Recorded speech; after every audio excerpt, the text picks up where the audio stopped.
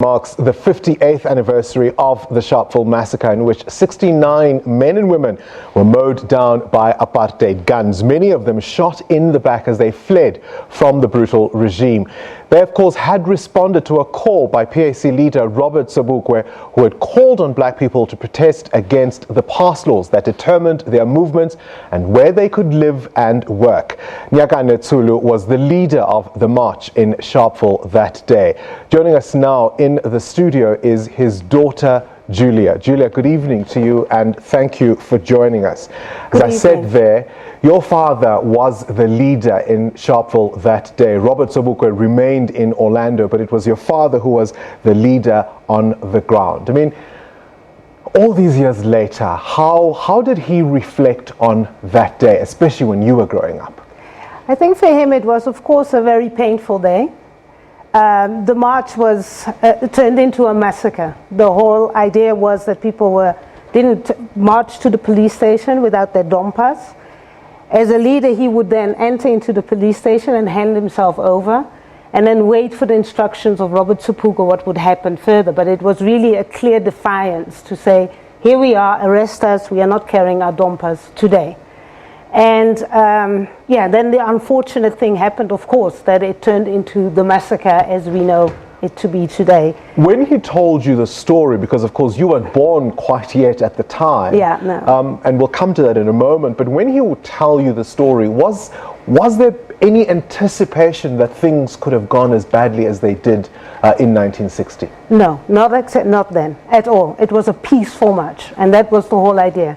And I think that's what put the Sharpeville Massacre on the map, worldwide and globally. These were peaceful people protesting against the oppression that was meted out at them at that time.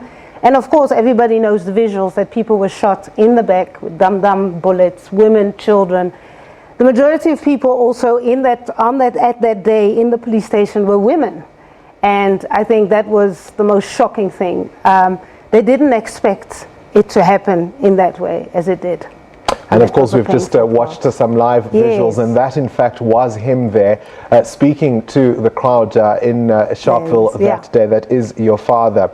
The police, as you say, were armed with guns, they were armed with rifles against a crowd which, if they were carrying anything, were probably only stones. No, absolutely, absolutely. The people really in those days, it was a peaceful march. It was, and then proof will show that people were shot in the back. Even as they were running away, they were shot in the back. It was dreadful. It was a dreadful day. I mean, just to get a sense of what it was like, what your father was dealing with, I'm going to read a quote that was given by a Lieutenant Colonel Pinar, who was the commanding officer on the ground, and he was quoted as saying that the native mentality does not allow for them to gather at a peaceful demonstration. For them to gather means violence. That's the kind of mentality that your father and his comrades would have been up against. Yeah, no, absolutely. And thereafter, as we know in history, the various other protest marches, all the way to the Soweto 1976, it was the same meted reaction by a brutal regime. It was the turning point in the history of what then happened, as you say. There was global attention, there was a UN resolution, we saw South Africa being expelled, for example, in the Commonwealth. And your father was to then at some point leave South Africa and go into exile. And you yourself were born in exile. Tell me about growing up and hearing about this struggle and hearing about this faraway place that you wouldn't see for many, many years to come. Yeah, I was born in East Berlin, in East Germany. That's where I was born. And by the age of 4, then we went we had to go to the Netherlands, and that's where I grew up for 24 years. And, you know, to just put it into context, as we arrived, we were political refugees. We were in a refugee camp for the first, I think, 1 or 2 years. So as a child, being 4, 6-year-old, you notice that you're not quite the same. I was also for a very long time the only black child in the class. But I knew I wasn't from the Netherlands, and that one day things will come right in what my parents would term South Africa, and still today they term it as Azania. We will go back one day. But for them it turned out to be 30 years, and for me 28. But every year, and my parents stayed involved in the struggle, even in the Netherlands, through conscientizing what was happening in South Africa. And and every year, 21st March, June 16 were really days that we commemorated also as a family. Politics was always around us, as my brother and myself in our household, and Azania was, and the freedom struggle was part of us. We were born in the struggle. How big a sacrifice did your father make for his involvement in the struggle? I think, like all exiles, both my father and my mother sacrificed being away for 30 years. It was only to meet my family and only to hear his brother on the phone, after 30 years. I think people here thought he was dead and all that. And it has been painful also for the people and family in South Africa. Both families from my mother's side and from my father's side sacrificed and struggled a lot and had the secret police on their doors. You know the stories that a lot of exiles will tell you. I also think it's very important to note that it wasn't a life of glamour and celebrity, and I think even now my father would not want this day to be solely about him.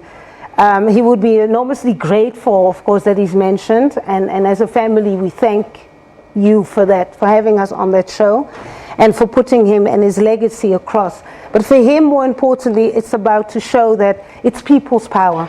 Yet, of course, ordinary people that can make change and bring about change. Yet, Julia, with all humility, he did play a significant role in what became a seminal moment in the history of this country. And we know the other names. We know the ANC names, for example.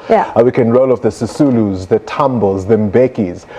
Why do you think it is that most South Africans have never heard of Nyakane Tsolo? I think, first of all, of course, this was organized by the PAC. And it was a call to action after, 16 years that it was lying sort of dormant. You must also remember it was a group of young men who left the ANC and formed the PAC. But overall, I think it was a fear, and it is a fear of what I would term very much centered in Pan Africanism, and that's the African consciousness. And I think there was a fear, of course, in the 60s globally, because Africa was changing. Africans from Cape to Cairo were changing their being. They were fighting the colonial powers. And I think that is why this was very much forgotten, because this was the starting point for South Africa. It amazes me that sometimes I meet people from Nigeria that will know about the Sharpeville. It is something that also resonated throughout the entire continent. So, what might your father have made of South Africa today? Not yet Uhuru, but not surprised as well. He always said, this is going to be a struggle that's going to take much, much longer. This is not a struggle against legislation. It goes deeper than that. This is not a struggle against necessarily white people. It is what we are facing now. Also, it's a global fight that we needed to fight, and we still need to fight in South Africa. But he would be very proud of the developments that he sees happening, that we see happening today, when students are taking up the plight again of themselves, fighting for free higher education. But not only that, it's not just fees must fall, it's also the plight of the workers and the poor.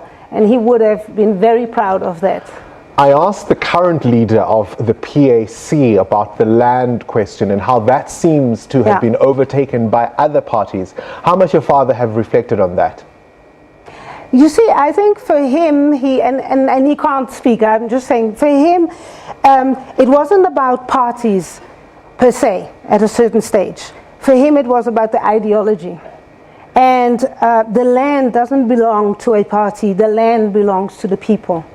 And he would have been happy that at least we're having this debate. Before his passing in 2002, the land issue was never on anybody's lip or wasn't on the agenda.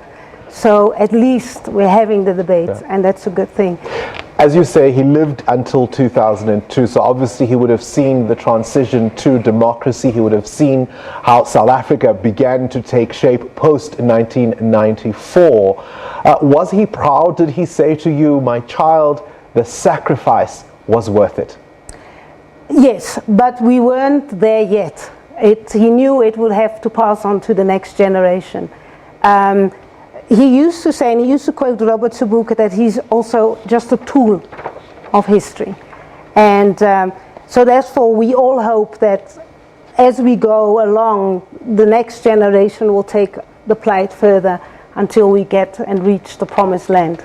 Well, you've certainly spoken very eloquently as you remembered your father, Nyakane Tsolo, a name we all as all of us as South Africans should readily say on our lips, because he led everything that we are commemorating today. Julia Tsolo, thank you very much for joining us in studio this evening. Julia Tsolo, of course, reflecting on her father's role in leading that march to the police station in Sharpeville.